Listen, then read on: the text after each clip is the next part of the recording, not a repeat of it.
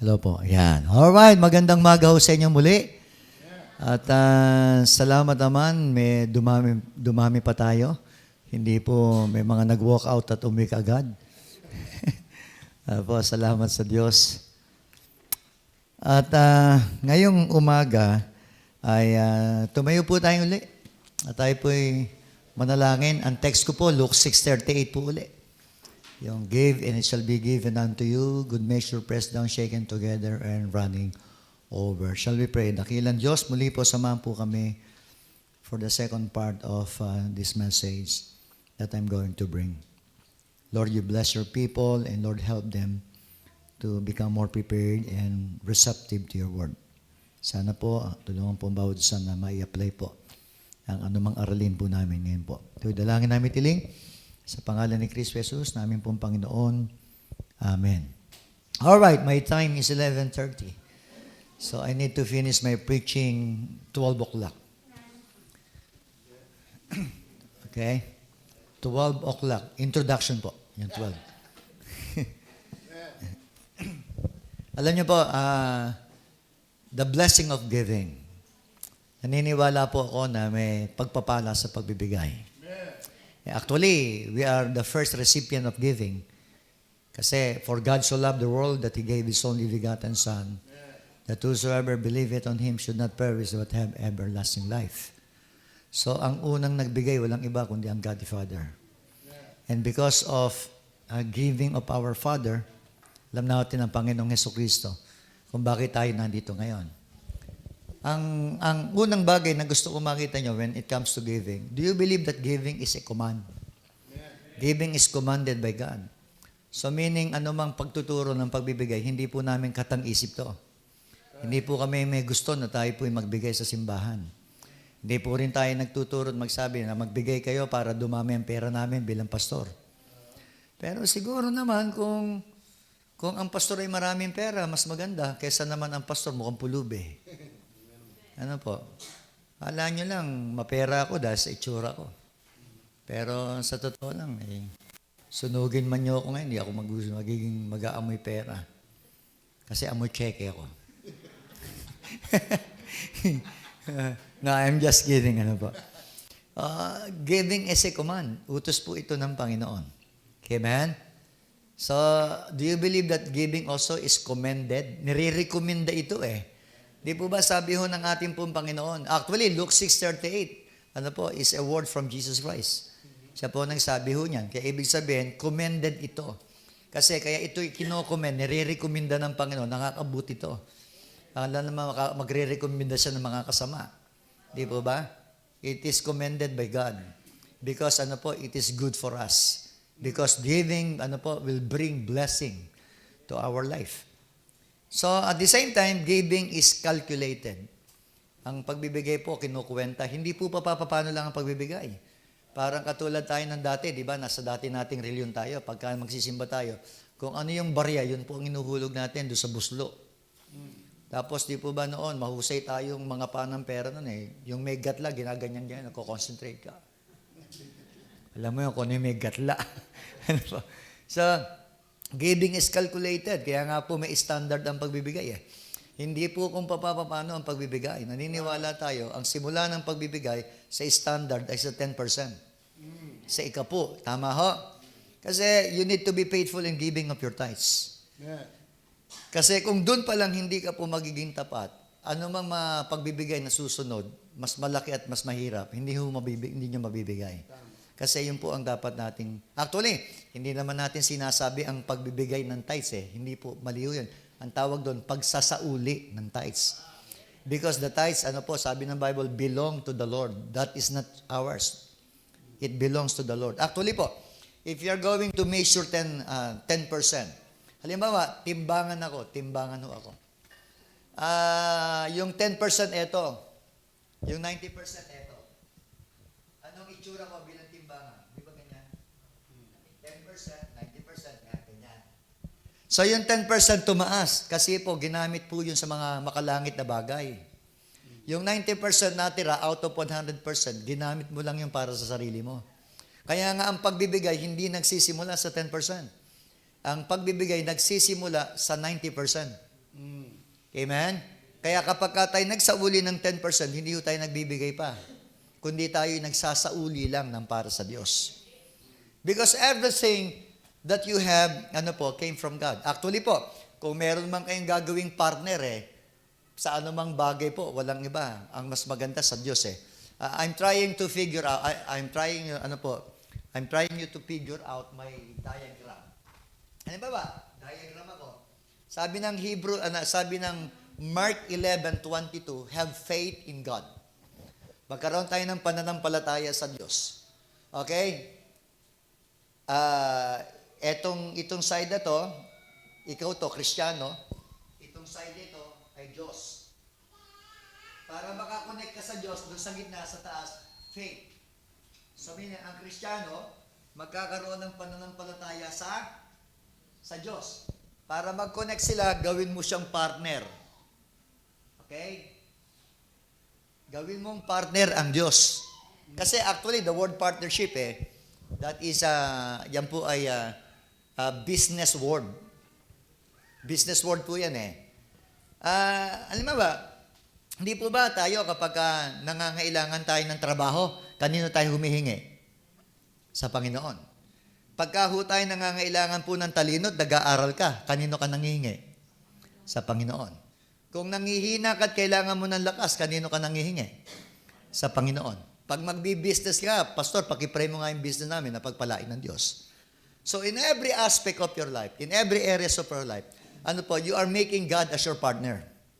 Amen? Because everything belongs to God. Siya po ang magbibigay ng lahat ng bagay. And even money, came from God. Amen. And then, when you make God as your partner, and I tell you, the blessing of God will come upon you. Bibigyan ka ng blessing ng Lord. Ang Panginoon kung magbigay ng blessing, mga kapatid, 100%. Do you believe in that? That God will bless you 100%? So sabi ng Panginoon, binigyan kita ng 100%. Sosyo mo ako Ginawa mo akong sosyo bilang ako'y Diyos, nanampalataya ka sa akin. Actually, sa sosyo, kung ikaw ay magko-coop up ng business, kung halimbawa puhunan 100,000, kung ikaw ay may kasosyo, 50-50 kayo. Tama ho ba yun? 50-50 kayo. Ginawa mong sosyo ang Diyos. Ang tanong, may sosyo ka ba? Wala. Ano ang sosyo mo? Pananampalataya lang Faith lang naman ang sosyo mo Kasi lahat ng mga bagay na meron ka, galing sa Diyos. Kaya nga siya ang ginawa mong partner kasi sa Kanya lahat. Ikaw, ang sosyo mo, laway, pananampalataya lang. Pero nung ginawa mo, nanampalataya ka, in-honor ng God yung faith mo. At sabi ng Bible, because you honor me, sabi ng Hebrews 11:6, di ba? Na ang Panginoon, mapiplease lamang kung tayo mananampalataya sa Kanya. So, binigyan ka ng 100%. Sabi ng Panginoon, teka muna, 100% ang binigay ko. Payag ka ba ngayon na meron akong kahati sa 100%? O ano ang hatian natin? Sabi ng Diyos, ganito ang mangyayari Sa akin, 10. Sa'yo, 9.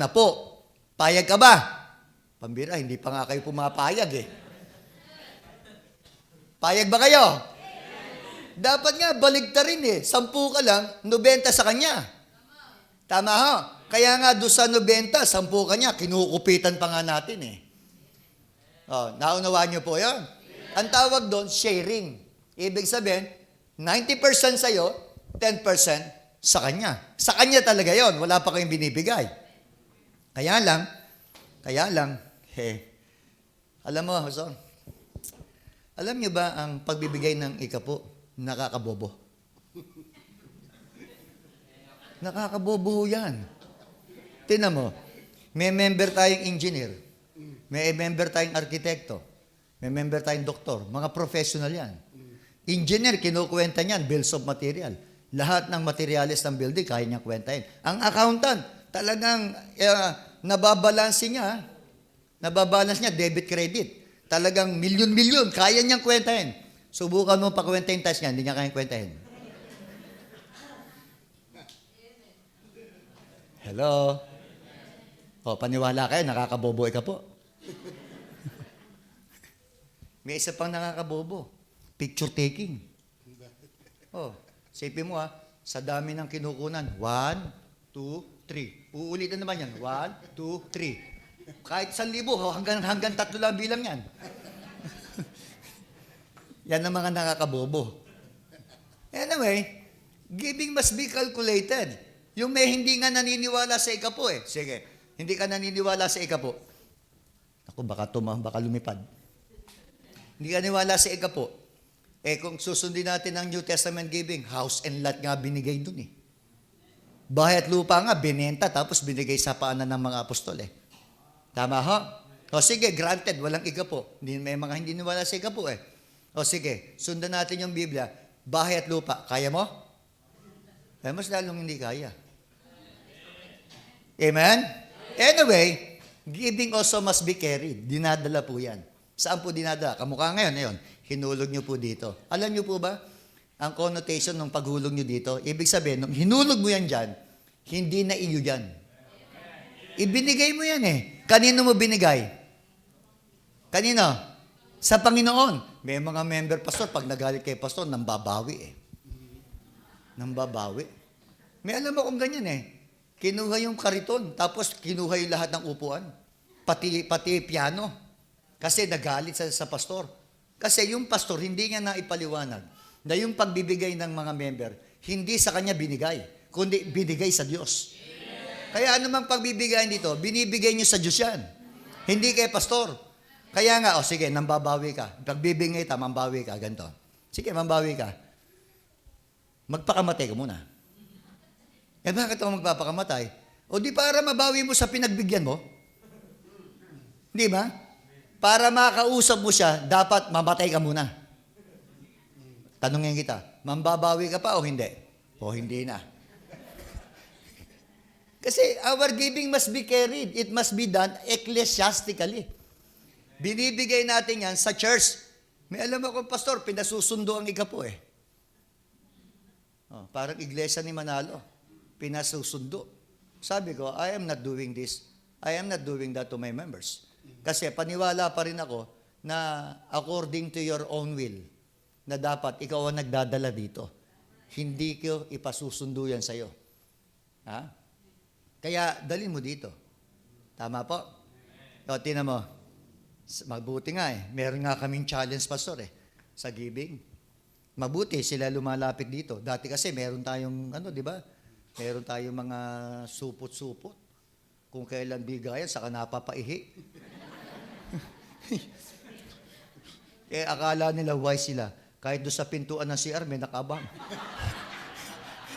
Akala nyo, makakatakas kayo, ha? Buti na lang, may challenge kami sa ganyan, pwede niyong gawin. Na kapag time ng offering, naniniwala ba kayo ang pagbigay ng offering, yan po ay kasama sa pagsamba? Sa Lumang Tipan, pag binasa mo ang Lumang Tipan, wala silang pagsamba na hindi po magbibigay. Kasama ang pagbibigay sa pagsamba. Kaya kapag po sila hindi nagbigay, hindi kumpleto ang pagsamba nila. Ngayon, ang challenge, sabi ko sa mga member, tuwing offering, walang maiiwan sa upuan. Tumahimik na naman sila.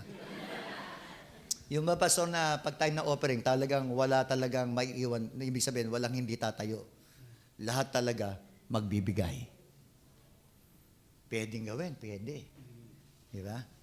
Siguro, ang offering nyo ngayon, 100,000, mag-200,000 yan. Kasi, lahat kayo nagbigay. So, giving must be what? Must be carried. At the same time, giving is concealed. Sabi ng Bible, ang ibinigay ng kanan, huwag ipapaalam sa kaliwa. Kaya ang pagbibigay, ginagawa yan ng sikreto. Hindi yan palakihan, hindi yan payabangan. Hindi yung pagbibigay, nakatingin ka sa kabila. Tapos saka ka magbibigay. Hindi. Ibig sabihin, alam ng Diyos kung talagang totoo o hindi ang binibigay mo. Kaya kung ano man yung sinulat mo sa tithes, alam ng Diyos kung totoo yun o hindi. Actually, ikaw lang naman nakakaalam nun eh. Hindi po ba? Kaya nga sabi ng Panginoon, yung binigay ng kanan, huwag mo na ipaalam sa kaliwa. Kung kayo man ay mananalangin, sabi ng Panginoon, manalangin kayo ng lihim sa Ama, sapagkat yung Ama niyong lihim na nakakakita sa inyo, alam na niya kung ano talagang hinihingi po ninyo. Pagdating sa pagbibigay, kinakailangan, hindi po payabangan, hindi pa, palakihan. Hindi ba yung sinasabi mo, tinuturo mo, alam mo, ako nagbigay ng isang aircon na yun. Ako nagbigay ng upuan na yun. Ako nagbigay ng sasakyan na yun. Pag sinabi ng Diyos sa'yo, ako nagbigay sa'yo. Amen? Giving is what? Is consolidated. Where it consolidated? To the house of God for distribution. And giving also is what? Is compared. Actually po, if you're going to, to find the word pray in your concordance, yung salitang pray po, ibinibigay po ng concordance 371 times. Pagka po hinanap nyo ang salitang love sa concordance, it is written 714 times. Pagka po tinignan nyo yung salitang give sa concordance nyo, kapatid, isinulat yan ng 2,162 times. So, hindi ibig sabihin, hindi mahalaga yung pray, hindi mahalaga yung love. At mas mahalaga po ang giving. Ang ibig ko lang iparating po sa inyo, na yung giving talagang ini-emphasize talaga yan sa Bible. Kasi it was written 2,162 times. Kaya ang pagbibigay, hindi po ito, o ang giving, hindi po ito katang salita ng sino mang tagapagturo. Nakalagay po yan sa Bible. Ngayon, ano ba ang mabuti sa aking pagbibigay? Ano ang blessing ng aking pagbibigay? Meron naman po akong ilang bagay na gusto kong makita nyo. Ito ay scriptural at the same time practical na merong mabuting bagay na hatid ang pagbibigay sa buhay. Meron pong dalang pagpapala ang pagbibigay sa buhay natin. Do you want to be blessed? So, kinakailangan i-apply natin to. Unang bagay, number 1. James chapter 1 in verse number 5. James 1:5. Ang sabi doon, if any of you lack wisdom, let him ask of God, that giveth to all men liberally, and upbraideth not, and it shall be given him. Actually po, James 1:17, perfect gift is come from above. So number 1, what is the blessing of my giving? Number 1, giving makes me more like God. Kung meron ka mang gustong maging kamukha, sana Diyos yun. Sino ba ang gusto nyo maging kamukha? Dalawa lang naman ang pwedeng pagmukhaan eh. Diyos at demonyo. Sino ang gusto nyo maging kamukha? Demonyo o Diyos? Siyempre, obviously, God. Because we are a child of God. Anak tayo ng Diyos eh. Tama po, alam nyo po, nung tayo po ay unbeliever, sabi ng John 8:44, your sons of the devil. Your father is the devil. Sabi, if you are, nung unsaved tayo, ang ama natin, walang iba kundi ang diablo. Like father, like son. Kaya nga ang damot natin nun eh. Ang lahat ng pwede mong ikabit kay Satanas na masama, kanya yon. Siya'y kuripot. Siya'y belekoy. Siya'y inuyat. Tama? Siya'y tikoy. Lahat na. Ano pa? Siya'y makasarili. Swapang. Yan po ang ugali ng demonyo. Tandaan natin, dati tayong anak ng demonyo, kaya yun ang ugali natin dati. Hindi po ba nung bago ka dito, nung nagtuturo ng giving si pastor, hindi mo matanggap kagad? Bakit hindi mo matanggap kagad? Kasi nga, nandun pa yung ugali ng tatay mo na kinalakihan. Pero ang pinagtataka ko, ang tagal mo ng anak ng Diyos, pero ugaling demonyo ka pa rin. Ay, teka, sorry. Sorry po. Don't say bad word. And that is true. Kasi may mga member tayo, di ba? Pagka ang pinuturo, pagbibigay, talaga, di ba? Reklamo na reklamo. Pero ini-enjoy naman yung lamig ng aircon. Reklamo na reklamo. Ini-enjoy naman niya yung ganda ng simbahan niya. Tama? Ini-enjoy niya yung blessing na simbahan. Pero pagdating doon sa pagtuturo ng pagbibigay, bakit nagkikriticize? Bakit nagko-complain? Bakit po nagmomormor? Alam mo kung sino yan? Kung ano yan? Ugali ng diablo yan. Ito yung ako pala yung magbibigay, nagiging kamukha ko ang Diyos, like father, like son. Kasi I am a child of God, and God the Father in the heaven is my Father, so kinakailangan, my Father is what? Mapagbigay na Diyos yun eh. Sapagkat siya nga po ang author ng pagbibigay. Tayo po'y produkto ng pagbibigay ng ating Ama. Kaya nga, mga kapatid, naniniwala ko kung anak ka po ng Diyos, hindi po mahirap intindihin kung bakit tayo kinakailangan turuan ng pagbibigay. Sabi nga ni Pastor kanina, ang mga anak ng Diyos, yan po ay nagbibigay. Kung yung pong mga hindi nga ligtas nagbibigay nga. Tayo pa kayang mga anak ng Diyos. Sa amin, daming mga, sa simbahan namin, daming mga nangihingi. Pag nga nangihingi, bubuksan pa yung ganito, di ba? May Meron pang papakitang sulat, papakitang ano.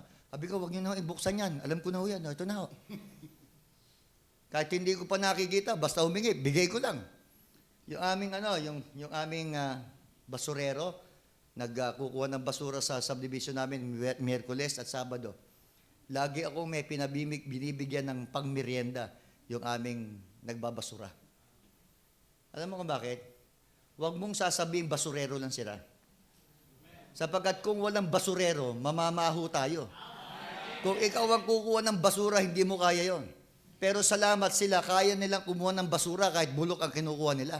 Tapos tayo, mamaliitin natin sila. Hindi ba dahil anak ka ng Diyos, dapat naiintindihan mo sila? Ano ang gagawin natin? Eh di, bigyan natin sila in a simple way. Hindi naman siguro magiging kabawasan sa pera mo yan.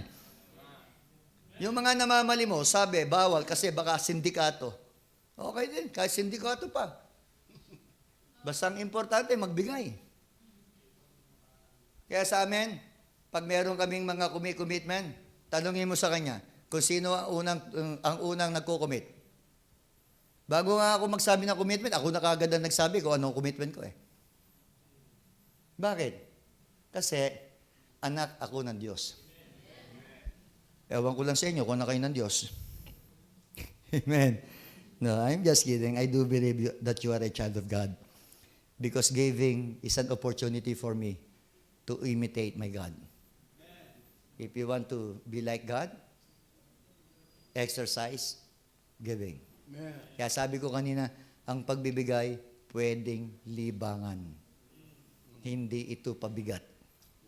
Kasi sa Diyos, napakagaan niya nagbibigay sa atin. Yun po yung ating Ama. Pareho din tayo, anak tayo ng Diyos. Sana maging magaan din sa atin ang pagbibigay. Pangalawa. Kasi 15 to eh. Matthew 6:21. What the Bible says in Matthew 6:21. Sabi doon, where your treasure is, there your heart also. Kung nasan daw po ang inyong kayamanan, nandun ang iyong puso. Amen? Do you know what is number 2? Giving draws me closer to God. Ang pagbibigay, ito ay nagpapalapit sa akin sa Diyos. Amen? Kasi kung nasan daw po ang iyong kayamanan, nandun ang iyong puso. Ibig sabihin lamang po, mga kapatid, wherever you put your money, that's where your heart is. Ibig sabihin, if you're going to put your money in your house, and then obviously your heart is in your house. If you're going to put your money in your car, that is where your heart is. Kung saan mo nilalagay ang iyong kayamanan, nandun ang puso mo. Alam niyo yung mga OFW na nasa ibang bansa, actually, kahit malaki kita nila doon, hindi sila masaya eh. Alam mo kung bakit? Kasi yung kanilang kinikita doon, pinapadala sa Pilipinas. Kaya yung kanilang pong yung yaman na, wala doon eh, nasa Pilipinas. Kaya nga, gustong-gusto na nilang umuwi dito. Kasi nandito yung yaman nila. The same principle as being a believer, kung saan mo nilalagay yung iyong kayamanan, nandun yung puso mo. Kaya kung nilalagay mo ang iyong pera sa simbahan, nandito ang puso mo. Alam mo kung bakit yung mga dati nating ilan, di makaalis yung mga parishioner kahit alam nilang mali?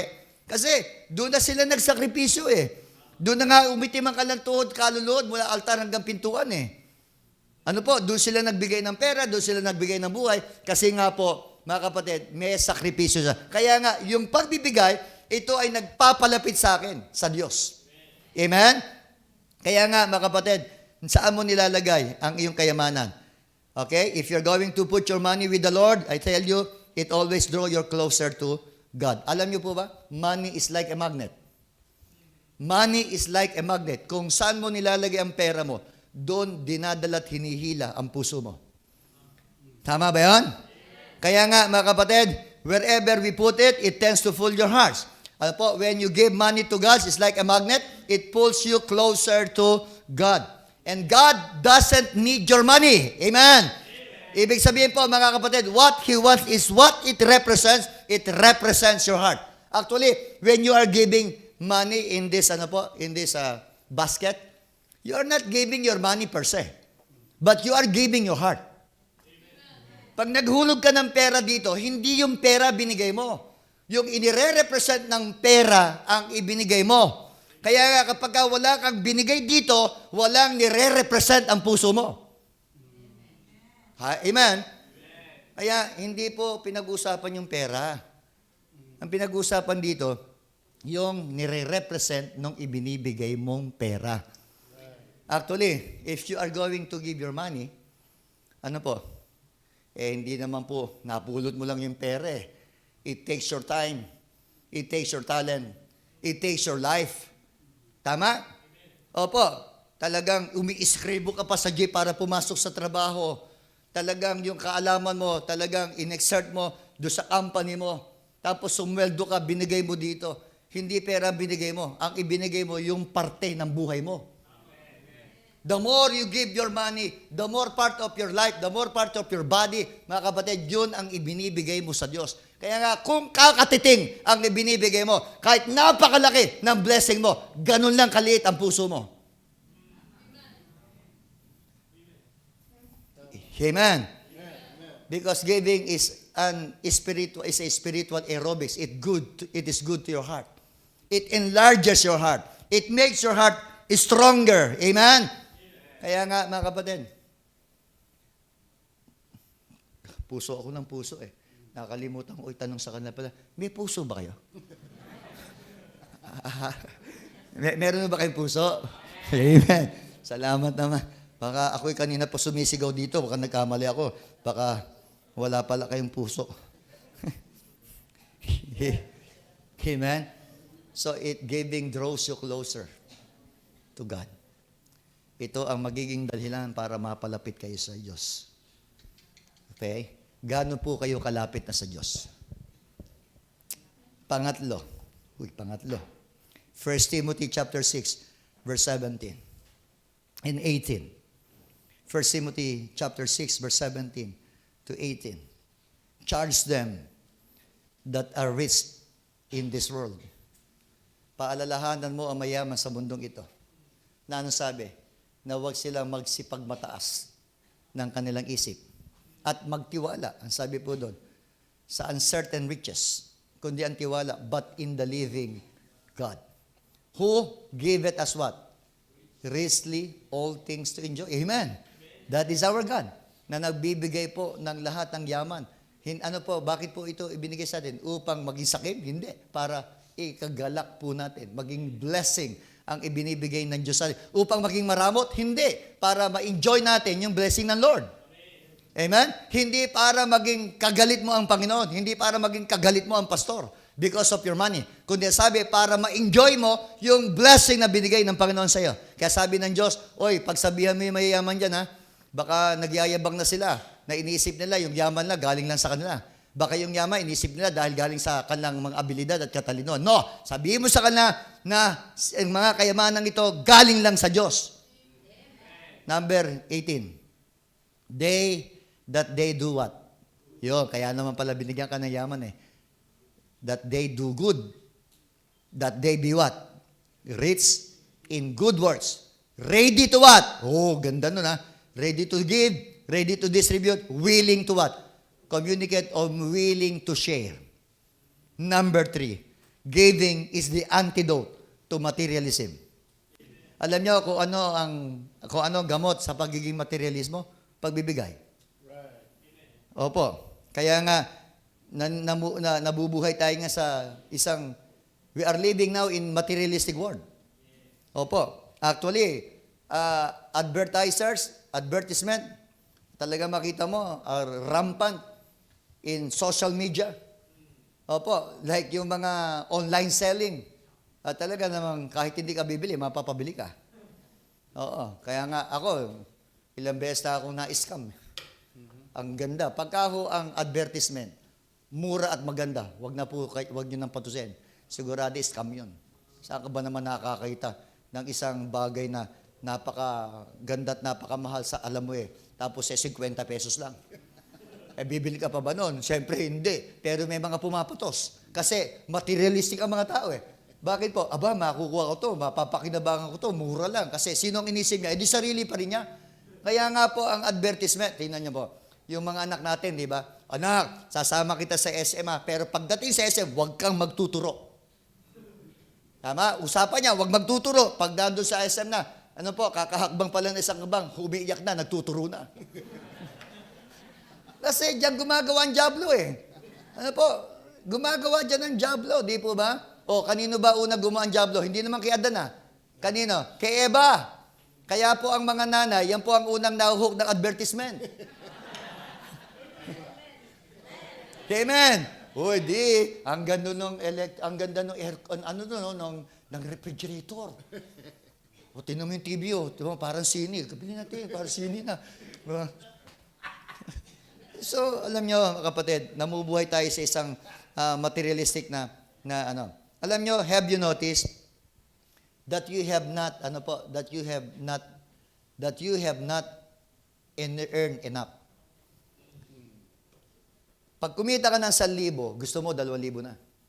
Pag kumita ka ng 2,000, gusto mo 3,000 na. Wala pong satisfaction yan. Talagang gusto mo, increase ang gusto mo. Kaya nga ang tanong ko sa'yo, bakit gusto mo tumaas ang sweldo mo? Para sa sarili mo? Hindi. Sana ang unang plano mo, dahil para magamit ka ng Panginoon. Bakit ibig mo lumago ang business mo? Not for yourself. Dapat unas, gusto mo, magamit ka sa gawain ng Panginoon. Don't forget the principle, Matthew 6:33. But seek ye first the kingdom of God and His righteousness, and all these things shall be what? Shall be added unto you. Don't forget the principle of 1 Timothy 6:17 and 18. Sabi doon, yung mga bagay na to enjoy, para ma-enjoy mo. Para ikaw makipag-communicate, para ikaw ay dumami sa paggawa ng mabuti. Hindi para maging makasarili ka. Sabi nga natin, mga kapatid, walang bagay sa mundong ito na madadala ka kapag namatay ka. Alam niyo po, bumili ka man ng ekta-ektaryang lupa. Alam mo ba kapag namatay ka, ang kailangan mo lang sukat ng ataol mo. Alam mo ba na kapag namatay, meron po tinatawag na burial suit. Alam niyo, burial suit kung ano, walang bulsa. Kasi pag namatay ka, hindi mo kailangan ng bulsa. Oh. Tapos, payaman ng payaman, di ba? Bakit? Kaya nga yung anak ko sabi ko bumili nga ng 4 na, meron siyang 2 condominium, meron siyang 2 bahay sa magandang subdivision, isa, hanggang 3 palapag pa nga Sabi ko, anak, parang wala ka ng balak umalis sa mundo That is the reality. Kasi, kahit ano pong ipon mo, hindi mo madadala yan Opo. Wala naman ako nakitang namatay at inilibing kasama ang kanyang kanyang kotse. Kasama yung kanyang parang kwento lang yung yung asawa. Di namatay yung lalaki. Tapos yung kanyang asawa pinamanahan ng namatay na asawang lalaki. At ang pinamana siguro mga 500 pesos. Lahat ng yaman ipinamana doon sa sekretary. Sekretary. Di ba? Di ba isusulat sa lapida, rest in peace. R.I.P.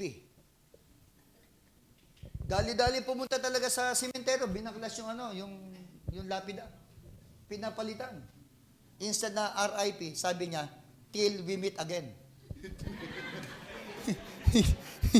Kasi yung asawa ganyan ng ganyan. Nager. Ayun, magkikita pa rin tayo uli. Anyway, women are not fashionable enough. Women are not fashionable enough. Kahapon nawala yung misis ko, ang tagal. Sabi ko, ba't ang tagal niya? Kasi pupunta pa kami sa doon sa Naik, doon sa bahay namin doon. Susunduin namin yung anak kong panganay. Biglang lumitaw. Gabi na, siguro mga 5:00 na. Umalis 1:00. 5:00 umalis. Tapos nung lumitaw, ganyan nakaganda Sabi ko, ano nangyari sa buhok? Sa buhok. Di ba yung babae kapag kulot na kulot, pinapa-straight?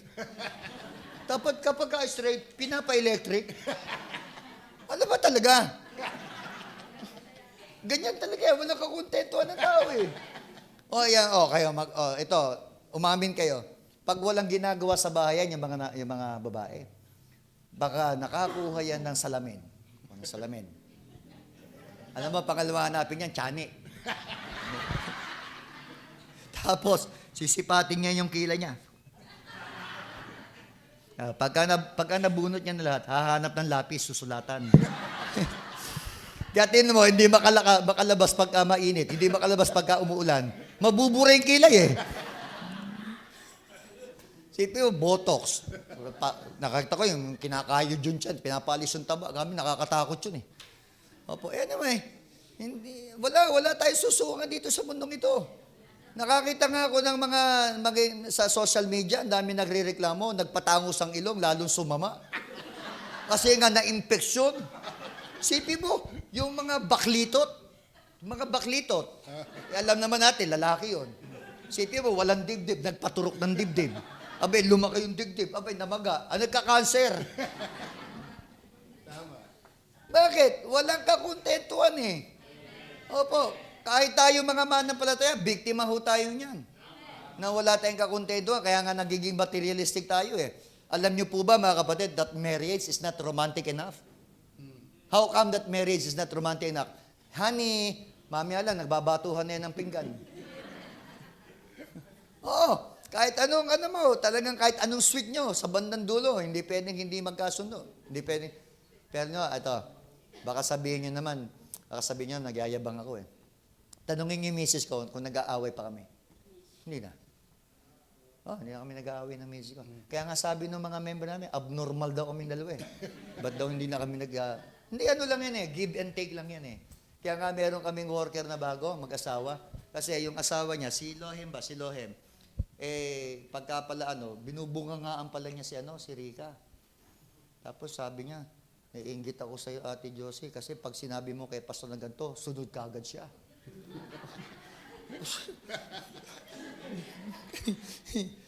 Bakit? Masama ba sumunod sa asawa? Kung yung pinagagawa naman niya hindi naman masama. Di po ba? Kasi, alam na namin yun eh. Sino ba naman hindi magsusunod? Hindi ba kayo mag-asawa? Kaya nga, halimbawa, kamukha nga yan. May mga mag-asawa dito, natuturo ako ng giving. Nagsisikuhan yan. Wag kahit anong turo ng pastor, wag ka magbibigay ha. Hoy, wag mong i-domine yung asawa mo. Ha? Alam mo, sa pagbibigay, may blessing yan eh. You remember, naalala mo yung bata, yung sa John chapter 6 ba yun? Yung bata na mayroong baon na 5 pandikoko sa 2 tinapa. Naalala niyo? Oo, kaya yung first 2 na sandwich sa John chapter 6 eh. Di ba, magpapakain ng Panginoon, sabi, 5,000 yung mga lalaki sumusunod eh. Hindi pa ibinilang yung bata at saka yung mga babae. Kaya nga all in all, rough estimation, 15,000 yun eh. Pero sabi, walang pagkain. Si Andres, di ba, naghahanap, wala hong McDonald dito, nasa ilang ho tayo. Wala ding Jollibee dito. Pero meron ako nakitang bata, nandun, may dalang 5 pandikoko sa 2 tinapa. Sige, okay na yun. Sabi ng Panginoon, kunin mo, pasalamatan ko, pinasalamatan ng Diyos, diba? Nung pinaupo yung mga lalaki, lahat ng mga nandun, pinaupo. At ang sabi ng Biblia, may natirang 12 bakol. 12 fragments of, basket of fragments ang natira. 12. Inisip ko, 12 yung apostol. Tinawag yung 12 apostol pa, 12 apostol ka, mag-fall in line kayo. Buhatin yung tigi-tigi sa basket. Akala nyo sa kanila yun, hindi. Tinawag yung bata, buwele ka. Ituro mo yung bahay mo, sasamahan ka ng 12 ito. Yung mga tirang ito, iuwi mo sa bahay mo. At nung nandun sa tarangkahan yung bata, Nanay, tatay, halika, may blessing ako. Dala-dala yung 12 bakol.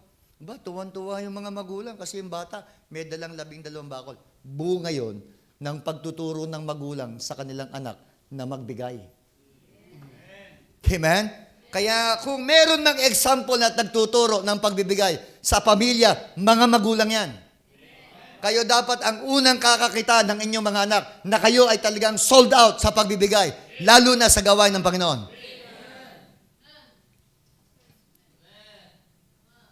Wala ka nung sinabi ko, ewan ko, nung linggo ko ba sinabi yon? Kay Jeff. Alam mo ba yung mga anak ko, Pastor? Ano yan? Sinasabihan namin yung mga yan. Oy, Jeff, yung ties mo huwag mo kakalimutan. Minsan may pag-uusap kami dyan, lalo na kung first foot po, nag-uusap-usap kami yan. Kung ano yung mga bigayan namin. Tapos kaming dalawa, ang laging nagfa-follow up sa mga giving nila. O, no isang gabi, Miyerkules ba yun? Miyerkules ng gabi ko sinabi pala yun. Nandun yan ako. O, Jeff, kasi tagal niya sana lumabas, nasa Apari siya eh.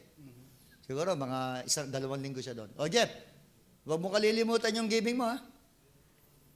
Nung tapos din service namin, nakaupo na ako, nagkakape. Abay, inabutan ako agad. O, pa, yung tithes ko. Nandun yung sa member. O, kita mo na. Nagbigay, ha? Sabihin, pinakikita ko sa kanila, kahit anak ko, nagbibigay. Amen. Kasi, hindi ho namin nakakalimutang ituro sa kanila yan. Na dapat sila magbigay. Amen. Kaya kayong mga magulang, kayo ang magtuturo sa inyong anak na magbigay sila.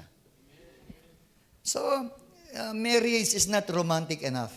Furniture is never furnished enough. Opo, noon, okay na yung TV Cuba eh.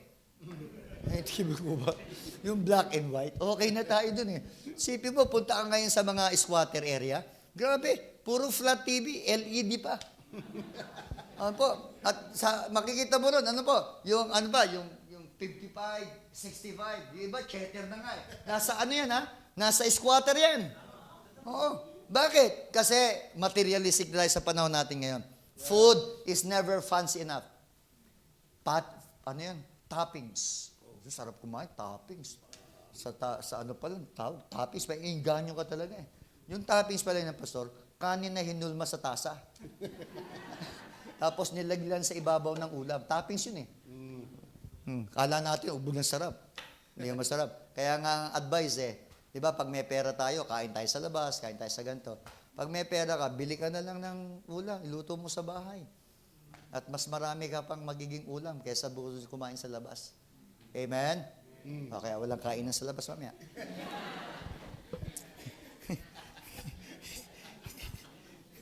So, giving is what? Ito yung cure sa pagiging materialistic, lalo na sa Alam niyo po ba na may mga klase ng sweldo? Klase ng sweldo, alam niyo ba 'yon? Ano 'yon? Una, yung bang malasibuyas sa sweldo. Alam niyo malasibuyas sa sweldo? So, yung pag hinati-hati mo na yung sweldo mo, napapaiyak ka na? Ha? Kayo, nakaka-relate kayo? Ha? Yung pag pagka nahahawakan mo na yung sweldo mo, napapaiyak ka na. Malasibuyas sa sweldo. Ano pa? Alam niyo po ba na mayroong malabag yung sweldo? Alam niyo yun? Di ka sigurado kung kailan ito darating. At di ka rin sigurado kung kailan ito tatagal. Yan. Hindi ito green ha. Alam niyo po ba na mayroong malareglang sweldo? Pag nahawakan mo yung sweldo, 3 araw lang tumatagal.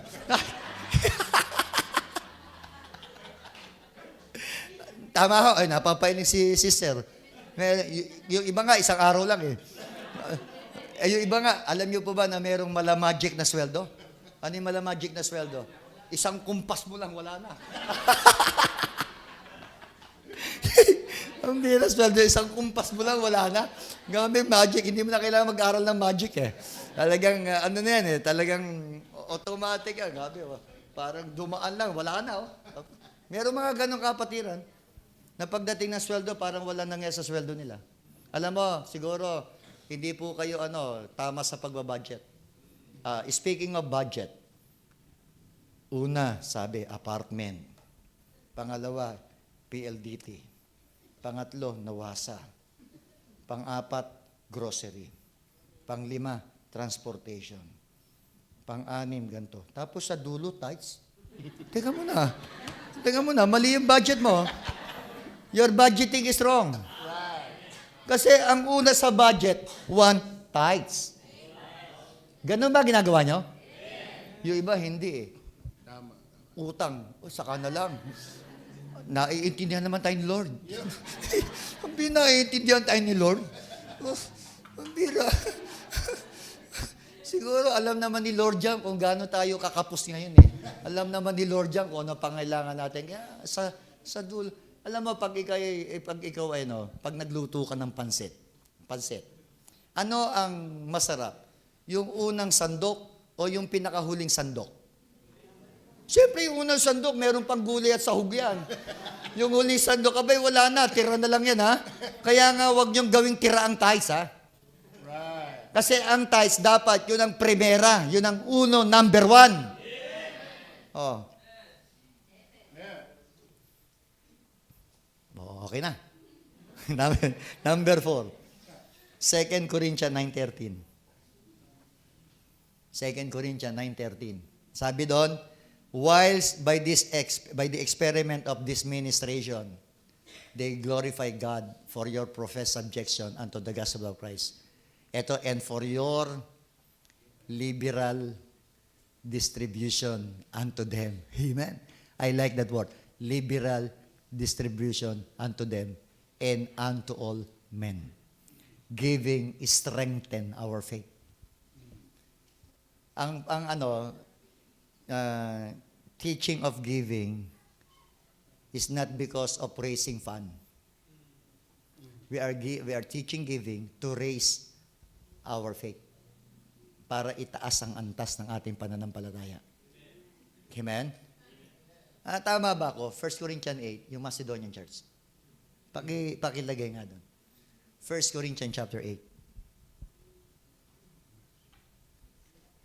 2 Corinthians chapter 8. Now, 2 Corinthians 8:1. Sabi doon, moreover, brethren, we do you to wit of the grace of God bestowed on the churches of Macedonia. Pansinin nyo na, we do you to wit of the grace of God bestowed on the churches of Macedonia. Ang sabi doon, gusto kong maintindihan nyo yung biyaya na ibinigay ng Diyos sa mga iglesia ng Macedonia. Merong biyaya na ibinigay ang Diyos sa mga iglesia ng Macedonia. Sa 7, sabi doon, therefore, ang kausap, yung pong simbahan ng Korintong mayaman, lahat ng mga gamit nasa loob ng simbahan, high-tech ang simbahan. Ano po, may mga simbahan yan, di ba, dipindot, tumataas yung pulpit. Grabe, no?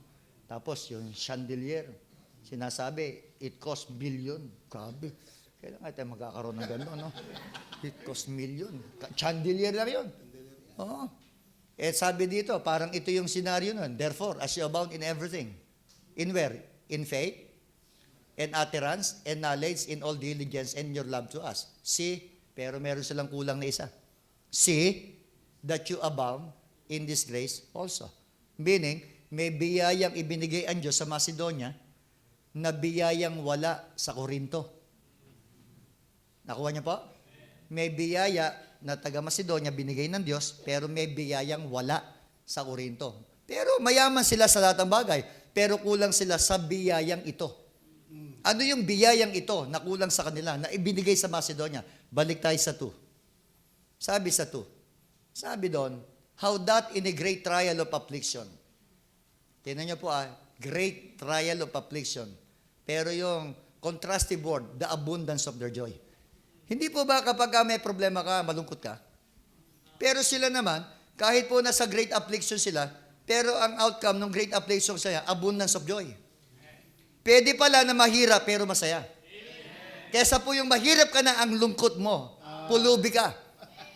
Kaya kahit mahirap ka, magsaya ka. Unang-una, kung ikaw ay merong ikinalulungkot, meron kang mga bagay na ikinalulungkot, mas marami kang pwedeng kwentahin na dapat kang masaya. Kasi mas maraming blessing ang Panginoon. Sipin mo, abundance of their joy. Out of their deep, great affliction. Problemado, pero nakangiti. Pero wag ka naman lagi nakangiti. Baka kahit mag-isa ka nakangiti ka. Tapos nanlilisik pa yung mata mo. Sabi doon, eto maganda, contrastive word lolo. And their deep poverty abounded. And deep poverty, pero may abounded sila. Abounded in what? Unto the riches of their liberality. Pero sumagana sila sa pagbibigay. Pwede pala na mahirap, pero sasagana sa pagbibigay. Mali yung kaisipan na kapag magbigay ako, sasagana ako. Mali yun.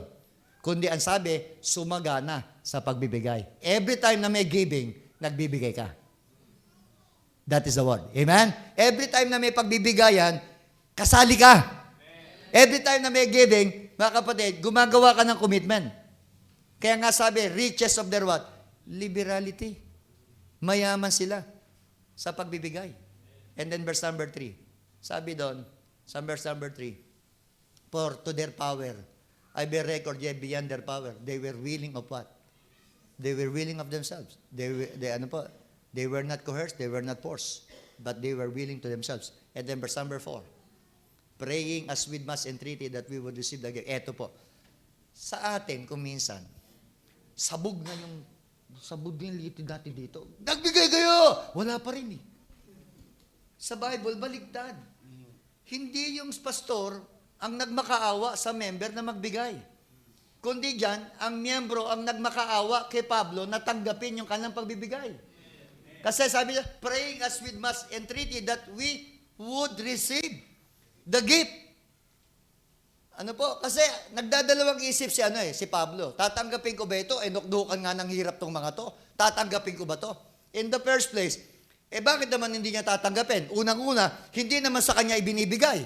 Ibinibigay ang para sa Diyos. Maliwanag. Ang sabi, and take upon us fellowship of the ministering of the what? Para pantulong pala doon sa mga saints sa Jerusalem. Kasi mahirap sila, naghihirap sila para makatulong sila. Ano yon? Biyaya ng Diyos sa kanila yun. Na ikaw ay mahirap pero nakakapagbigay ka. Yeah. Di ba biyaya yon? Na kahit wala ka pero nakakayanan mo magbigay? Kaysa yung meron ka, hindi ka naman nagbibigay? Ibig sabihin, yung biyaya na yun, wala sa'yo. Tuloy natin, verse 5. Bakit nila nagawa yan? And this they did. Ang sabi, not as we hope. Pambira, itong ginawa, hindi namin inaasahan to Talaga naman kuminsan, hindi ka inaasahan, di ba? Ang hirap, pero bakit mas malaki pa ang giving sa mga meron? Hindi mo inaasahan. Sabi, but first, gave their what? Gave their own selves to the Lord. That's the reason kung bakit sila nakapagbigay. We are not talking about money, but we are talking about yourself. Binigay muna nila ang kanilang sarili sa Panginoon. Kasi pag binigay mo ang sarili mo sa Panginoon, hindi po mahirap ibigay ang pera. Kasi binigay mo yung pinaka-importante, yung buhay. So makita mo natin dito, giving strengthen our faith. Pinalalakas dito ang ating pananampalataya. Sapagkat ang Panginoon, ginagamit niya na pansubok para subukin ang ating pananampalataya. In terms of what? In terms of money. Hindi ba Malakay 3:10? Yung kinatatakutan yung verse? Ang sabi ng Panginoon, prove me now! Subukan ninyo ako! Kaso ayaw natin sumubok Bakit? Kasi yung faith natin mahina. Amen? Kaya nga, sabi ng Panginoon, sige, subukan nyo ako. Kung hindi makita nyo kung anong pagpapala na ibibigay ko sa inyo. Sinasabi ng Panginoon, kapag ka nagbigay ka, kinakailangan maging excited ka.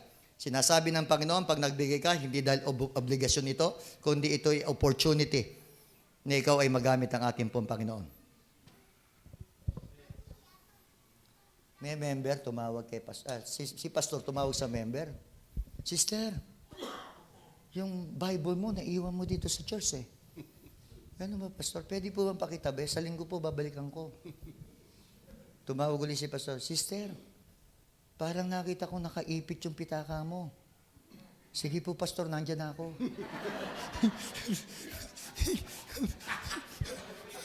Ang bira. Pag Bible, iiwas sa simbahan kahit sa linggong nandun, pero pag nandun yung pitaka, babalikan kagad. Ganyan talaga ang tao mukhang pera. Kasi, ano yung panampalataya, yung pastor, mayroong isang carnival. May mga malaking tao na maskulado, di ba, bumabali ng pakakal ng ganyan. Palak. Tapos, china-challenge yung mga tao. Sino makakagaya dyan? Walang magtataas ng kamay. Biglang may naitulak. So, mas payat pa sa akin, naitulak. Ang challenge, yung kahel, i-squeeze. Napasubo, kinuha yung kahel. Hindi isa, dinalawa pa niya. Sabi niya, naka-stress. Walang hirap, ginanon. Hindi Alapakan yung mga tao. Tapos baba yung yung tao. Ano pangalan mo? Ayaw talaga niya sabihin. Ano trabaho mo? Ayaw sabihin. Tapos bandang dulo na-corner na siya. Anong pangalan mo? Pastor Kumiya. Anong trabaho mo? Pastor. Kaya pala mahusay mo, pastor pala. Huwag naman po nyo kaming gawin na mahusay mang ganyan para magbigay kayo. Wala kayong iniwan dyan sa... Nagbisono ako sa Lucena City eh. Yung tinitira namin may grocery, kumukuha po ng pili dyan sa Bicol. Yan, sako-sako. Yung pili, ang tigas pala ng ang tigas ng balat nun eh. Ginagawang uling yun eh. Sipin mo may gulok, pagkatapos, pok! Saka kukunin yung laman. Huwag naman sana mukhang pili kayo. Pupukpukin muna kayo bago kayo magbigay. Bira kayo. Alam mo yun, so, di ba ugali natin to? Yung pag wala ng, yung tube, yung Colgate tube. Ano tawag? Toothpaste tube. Bumili ka nga ng close-up na Colgate. yung tube, Di ba pagka wala ng laman yan, kukuha ka ng bote. Tapos kakayo tapos pagka wala ng laman, kuha ang kutsilyo, di ba? Yung sa gilid. Tapos bubulat-lati mo, tapos gaganin mo. Mukha kayong gano'n, tinatawanan nyo, gano'n din kayo eh. Kinakailangan, kakayurin mo muna bago gago ka makakuha eh. Kasi yung pananampalataya na, wala eh. Alam nyo, mukha din kay espongha. Yung paghulog sa tubig, di ba? Saka sipsipan lahat ng tubig, pag piniga, saka lang magbibigay. Magandang magbigay, katulad ka ng pulot-pukyutan. Kusang umaago, sinasahod mo lang. Amen? Hindi ba yung pahihirapan nyo yung pastor, kinakailangan gagawa pa ng iba't ibang gimmick para kulang na lang, tumulay kami sa alambre para magbigay. Kami kumain ng buhay na manok. Bira kayo. Para kayo ay masayahan at magbigay kayo. Anong klaseng pananampalataya meron kayo? Amen? Kasi nasa Bible, yung tinuturo natin. Ang kulang lang sa atin, takot tayong i-exercise at gawin. Yung po sinasabi ng Bible. Number 5. Number 5 na pala. Mag-aalauna na. Di ba, hihinto rin ako pag natapos. Ang problema ko kasi, Pastor, kumisan, yung pag nagsimula ako, hindi ko alam kung kailan ako hinto. Yun ang problema ko. Yung kung kailan ako hinto, hindi ko alam. At kung pag nagsimula ako, hindi ko alam kung kailan ko tatapusin. Pag-pray niyo ako, matapos na lang ako, ha?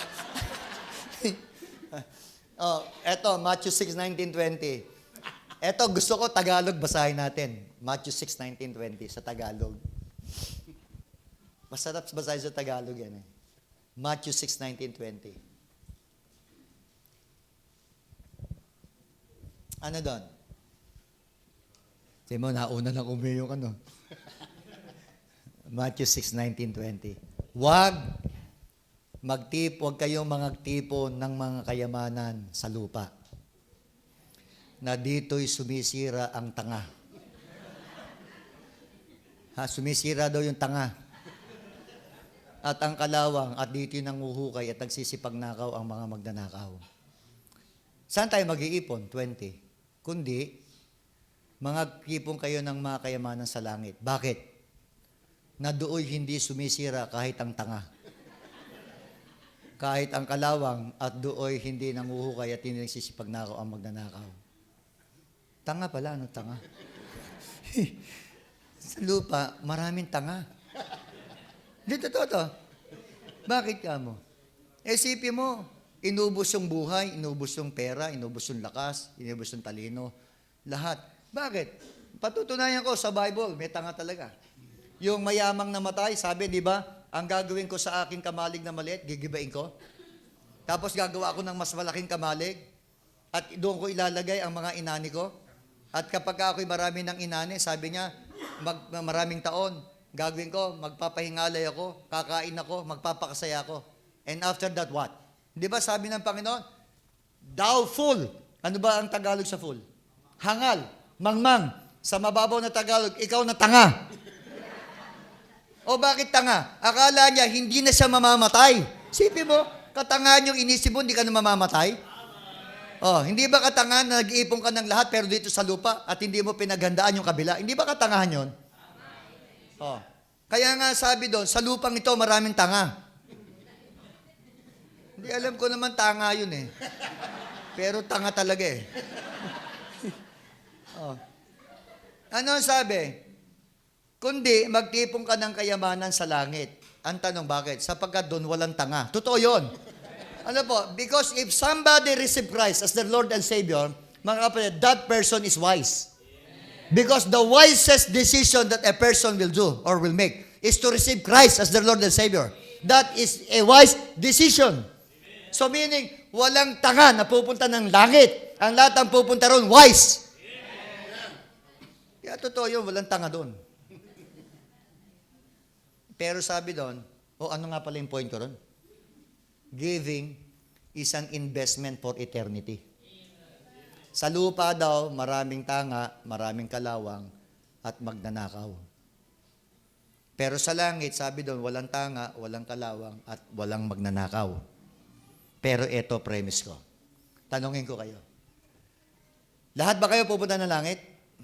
Taas ang kamay. Amen. Salamat. Naniniwala ba kayo sa always save? Save, always save? Amen. Yes, we are believing in eternal security of salvation. Naniniwala ba kayo na maraming magnanakaw makakarating ng langit? Teka, hindi nyo naintindihan yung tanong ko. Naniniwala ba kayo na maraming magnanakaw makakarating ng langit? Ha? Yung iba, ayaw umamin. Pero totoo yun. Maraming magnanakaw makakarating ng langit. Opo. Pero alam nyo, the safest place for investment is in heaven.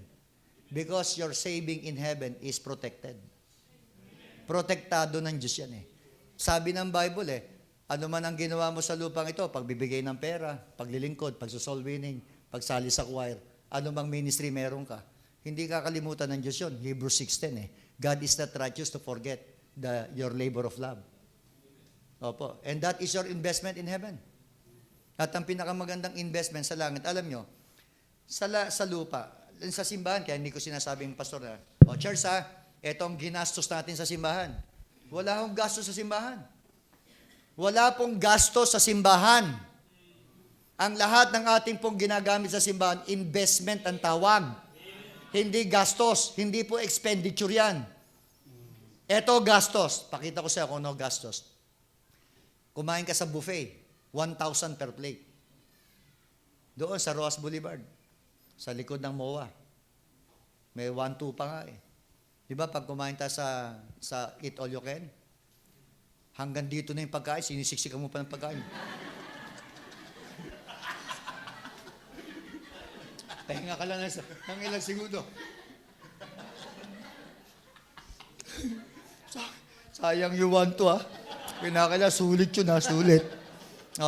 Di ba pag napagod ka na, sabi mo dyan, kruk, kruk, kruk, kruk, kruk. Saan ka punta? Takbo ka sa CR, di ba? Anong gawin sa CR? Pag upo, kruk. Nasa na yung 1-2 mo? Nasa na yung 1-2? Ayun ang gastos. Yun ang gastos. Walang nangyari. Walang nangyari. Sa iyong ibibigay at ibinigay sa Panginoon, may nangyayari. Kaya nga ang pinakaligtas na investment sa langit. Sipin mo, may ATM kayo? Tingnan mo, ayaw na naman pumami ng mga yan. ATM. Tapos, siyempre sa ATM, meron kang pangalan, may bangko, may PIN number. Di ba? Kalimitan, punta ka sa ATM machine. Shh. Ano ba ang kailangan mo? Balance inquiry, withdrawal. Puro withdrawal lang naman yan Withdrawal. Shh. PIN number. Shh. Amount. Shh. Biglang niluwa yung niluwa yung card mo. Testing ulit. Shh. Niluwa na naman. Testing ulit. Shh. Ano ba problema nito? Teka muna, ikaw tatanungin ko. May savings ka ba? Wala. Yun ang tanga.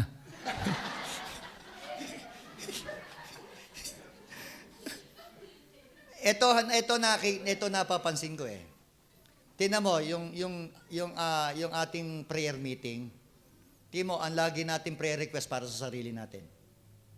Masyadong makasarili lagi ang prayer meeting eh. Because you are always praying for yourself.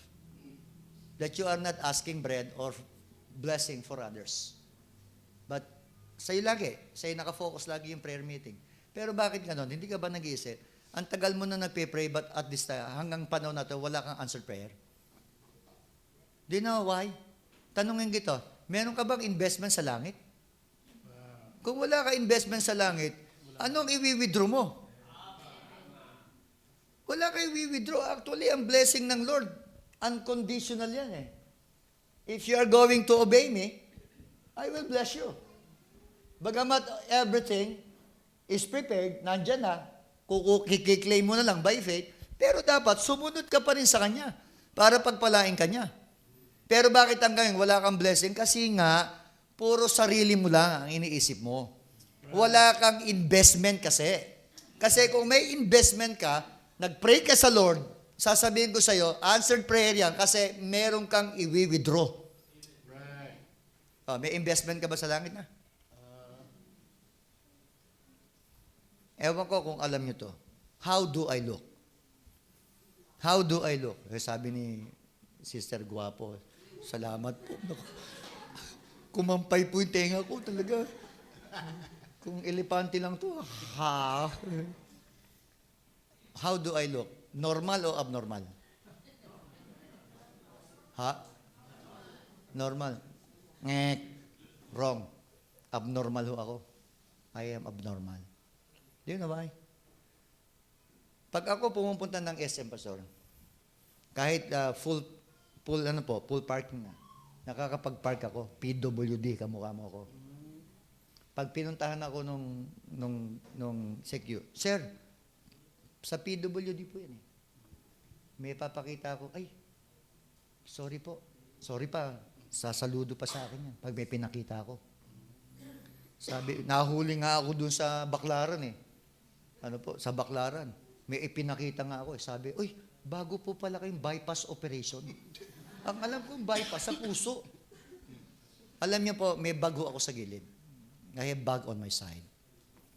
Naoperahan po ako sa pantog. Nagkaroon po ako ng cancer. 14 years na po akong cancer-free. Montik na ako namatay. Nagpaalam na nga ako sa wife ko eh.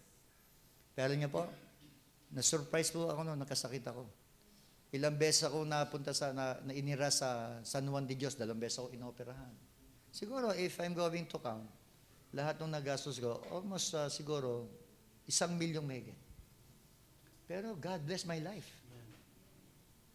Every time na kakapain ng asawa ko, kaya nasa hospital yung aking bulsa, ang kapal ng pera ko sa bulsa lagi. Hindi namin alam kung saan nanggagaling yung mga pera. May mga nagpapadala lagi. Kasi naisip ko, 1987 pa, nag-invest na ako eh. 1987 pa, nag-invest na ako eh. I surrender my life. Actually po, graduate po ako ng civil engineer. Pero ako po, iniwan ko po yung aking profession at nag-full time po ako. Hindi ko naman alam na magpapastor ako. Tinawag ko na niya pagpapastor. Ibig sabihin, yung aking sinurrender, mas malaki po ang ibinigay ng Panginoon sa aking sukli kaysa doon sa matatanggap ko bilang civil engineer. Actually, talagang nagpakahirap po ako na matapos sa civil engineer. Self-supporting student po ako eh. Bata pa lang ako, naglilinis ako ng bahay ng kapitbahay. Bata pa lang ako, nag-iigib na ako ng drum ng aming kapitbahay, pinupuno ko, tapos inuupahan ako. Noon, ang paglilinis, pastor, bunot pa eh. Kasi ang mga muebles ng kahoy eh. Papakintabin mo yun. Tapos, nung ako po ay elementary, nagtitinda ako ng ice drop, sa kalsada. Nung nag-high school po ako po ay naging waiter po sa restaurant ng lola ko. Taga-pagpakain ng baboy, taga-kuha ng kangkong, taga-serve sa mga customer, taga-tinda ng yelo, taga-buhat ng mga pinamili sa palengke. Nakatapos po ako ng high school. Nung college naman po ako, nagtrabaho po ako sa industrial work, sa welding shop, saka sa painting. Nagpipintura ako. Yun ang ipinantapos ko sa aking college. Sabi ko doon sa aking pinagtatrabaho. Sir, sabi ko, pwede ba akong pumasok ng wala sa oras? Ano yung pagpasok na wala sa oras? Sabi ko, pwede ho ba akong pumasok kahit po alas 9 ng gabi? Sabi, alas 9 ng gabi? Oo, pumapasok ako pa alas 9 ng gabi. Natatapos ako ng trabaho alas 4 ng madaling araw. Kasi alas 8 ng umaga, papasok ako sa university. Ginawa ko po yun 5 taon. 5 taon po ang engineering course. Alam mo kung paano ako nakatapos ng madali? Kahit nagtatrabaho ko. Nag-cross enroll ako sa ibang university. Kinuha ko yung mga minor subject sa iba, yung major subject doon sa talagang eskwela na nandun yung engineering course. Yung 5 years na engineering course, natapos ko ng 5 years. Oo. Kasi ang gusto ko, makakaroon ako ng malaking bahay, karoon ako ng sasakyan, karoon ako ng lupa. Siyempre, hindi pwedeng hindi mawala yung magandang asawa. Yun, isinurrender ko lahat yun, isa lang ang natupad. Magandang asawa. Pero alam nyo, lahat ng aking sinurrender, ibinigay ng Panginoon, mas malaki pa. Oo. Binigay ng Panginoon, mas malaki pa ho. Nung ako po ay nagpastor, hindi ko iniisip na magkaroon ako ng sasakyan. Opo. Blessing to Alam mo kung paano ito yung blessing? Nag-preach ako dyan sa Lemery, sa galing kay Pastor Sosa. Yung maliit, si Pastor Flaviano, anniversary ng church niya. Wala akong sasakyan during that time. Hindi naman ako, nagsakay ako sa Alabang, yung mga SUV. Tapos ang daan, Jokno Highway, papunta bababa ng Lemery. Pagdating, Pastor, doon sa gitna ng Jokno Highway, pumutok yung bag ko. Saluhan ko po ng ihi ito Imagine niyo, basang-basa po ako ng ihi. Hindi ko maintindihan kung anong gagawin ko. Ninenervyos ako na nanginginig na hiyang-hiya ako kasi mapanghi ako. Pero may baon ako lagi dalang pamalit. Ngayon, may dala akong pamalit yan, Pastor. Whatever, ano man ang mangyari. So ngayon, pagbaba ng Lemery, dali-dali ako humanap ng Shell Station. Punta ako ng Shell Station, palito ako. Tapos nakarating ako kay Pastor Flaviano. Saturday yun. Sunday, kinuwento ko sa church namin. Ganito nangyari sa akin. Nung kinahapunan, nag-usap yung mga men namin. Kinabukasan, binili ko ng bagong adventure. Sabi ko, buti na lang pumutok. All things are work together for good. Amen? All things are work together for good. Tapos hindi ko maintindihan, nagpapalit-palit na ako ng sasakyan. Opo, lately lang, nakabili ako ng bagong Juke na Nissan. Tapos pinalitan, binilihan ako ng isang Nissan Navara. Tapos eto ngayon, may expander ako. I am not telling this to brag. I am sharing you this, because this is the product of my what? Of my savings in heaven. Investment ko to Sipin mo, binigyan kami ng lupa, Pastor, ng simbahan namin, 600 square meter, yung 150 binigay sa akin, para patayuan ko ng bahay. After a year, binalikan ko yung simbahan namin. Sabi ko, church, gusto kong kausapin kayo. Pagbigay ako ng premise sa inyo, sabi ko, sagutin niyo ako. Pag itong lupang ito, tinayuan ko ng bahay, nilagyan ko ng pader, kahit anong mangyari, hindi nyo na mapapasok yan, magiging sarili ko yan. Kasi binigay nyo na sa akin yan. Tanong, kapag ginawa ko yun, ano yung bahay, yung isang simbahan, lalaki ba o liliit? Liliit ang simbahan. Sabi ko, ayoko mangyari. Kahit nagbigay kami ng first fruit, hindi ko tatanggapin yan. Kasi kapag tinanggap ko yan, parang binawi ko lang yung binigay ko. Yung ibinigay ko sa Panginoon, sinauli na ng Diyos sa akin yun, mas maraki pa. Kaya hindi ko matatanggap. Sinauli ko, Pastor. Sinauli ko. Ganito lang gawin nyo. Ihanap nyo na lang ako ng lupa sa labas. Hanap nyo ng lupa. Naunahan naman sila ng 3 kong anak. Nakakuha ng 3 unit na sa subdivision. Sabi ko sa church, binalikan ko, church, wag na kayong kumanap ng lupa. Nabili na ako ng anak ko. Ang gawin nyo lang, pagandahin nyo lang yung bahay namin. Pinaganda naman nila. So I'm trying to say this. We are not in the ministry. For what reason? Hindi para makakuha kami. Nandito kami, nagsuko kami ng buhay. Kasi alam namin tinawag kami ng Diyos. Kaya kung kami man ay nagtuturo ng pagbibigay, hindi ibig sabihin na kami po para magkaroon. Meron na kami, sinurrender lang namin. Amen? Opo. Kaya nga makikita ho natin dito na ang pagbibigay po, ito'y investment mo. Meron na ho ba kayong ipon sa langit? So, try to think, subukan yung isipin to. Gano'n nakalaki ang investment ko sa langit? Amen po? Huling-huli na. Naku, salamat, huli na. Ay, hindi. Dalawa pa pala. Okay lang yan, Pastor. Tapusin ko na to. Ha? Tama na. Proverbs 11:25. The liberal soul shall be made fat, and he that watereth shall he watereth also himself. Giving blesses me in return. Amen? Giving blesses me in return. Okay, kinuwento ko na yung blessing. Last na. Ito. Yung dulo. Acts 20:35. Jesus said, it is more blessed to give than to what? Than to receive. 2 Corinthians 9:7. Ang sabi, give not grudgingly, nor of necessity, for God loveth a what? A cheerful giver. Do you know what is the last? Giving makes us happy. Amen. Giving makes you happy. Amen? Giving makes you happy. Right. Ang pagbibigay, nagpapasaya ng buhay natin to. Tingnan mo. Look at me. Tumingin kayo sa akin. Kapag ka ang korte ng mukha mo pabilog, giver yan. Pagka ang korte ng mukha mo tatsulok, hindi giver yan. Lagi nakasimangot yan. Kasi ang mga giver, kung committee talaga, when it comes to giving, ear to ear eh. Masaya lagi yan eh. Tama?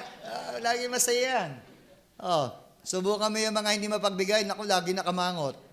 Lagi nakahabang huso. Nakakunot ang noo. Pero yung mga giver, maaliwala sa mukha. Kasi giving makes you happy. Huling-huli, eto pa. Halimbawa, ako nagbigay kay Pastor Kumia. Kaya ako nagbigay sa kanya kasi masaya ako. Okay, nakuha niyo? Masaya ako, yun po ang requirement eh. Pag nagbigay, masaya ka. Masaya ako, nagbigay ako kay Pastor Kumia. Tanong, nung binigyan ko si Pastor Kumia, hindi kaya magiging masaya din siya? Masaya din siya. Recipient siya eh. Recipient siya. Nakita pastor ng Diyos na ako'y masaya sa pagbibigay sa'yo. Nakita din ng Diyos na pasaya kita. Hindi kaya magiging masaya din ng Diyos? Masaya din ng Diyos. Opo. Ngayon, nakita ng Diyos, ako ay masaya, siya'y masaya, masaya ang Diyos. Cycle yan. Cycle. Ano ang gagawin ng Diyos? Dodoblehin ng Diyos ngayon ang kasiyahan ko. Mapapasaya kita for the first time. For the second time, siya naman, bibigyan ko rin. Aba, dalawa na. Ano ang gagawin ng Diyos? Tatatluhin ngayon yung aking kasiyahan. So, tatlo na ang magiging recipient ng aking pagbibigay. Hanggang dumami na yan. Hanggang lahat tayo, mga kapatid, recipient na ng giving. Isipin nyo na lang, ang simbang ito magdudulot ng kasiyahan lagi sa Diyos. Lahat tayo magdudulot ng kagalakan sa Panginoon. Hindi kaya ang simbang ito pasasahin din ng Diyos as a corporate church, as a corporate body? Giving makes us happy. Kasi po, may mga simbahan umiiyak, puputulan ng kuryente, walang pambayad. Isipin mo yun, di ba nakakaawa? Simbahan umiiyak, puputulan ng mapapalaya sa simbahan kasi wala silang pambayad sa upa. Isipin nyo na lang yung sinasabi ko, totoo nangyayari to. Alam mo kung bakit? Kasi nga, siguro hindi natutunan ng mga member na ang pagbibigay magdadala ng kagalakan sa Diyos. We are fun, masaya tayo na laging, pag may birthday, happy birthday. Pag meron ka happy wedding anniversary. O lalo na ngayon, happy new year. Gusto natin, laging happy, di ba? No, hindi mo sinasabing, sad birthday. Happy lagi, happy. So, tapos na ako. Amen? So, sana sa dami ng sinabi ko, may matandaan kayo. Baka sa dami sinabi ko, wala kayong matandaan. Pastor, ikaw na. Amen. Manalangin po tayo. Tayo po ibuko at tayo po manalangin.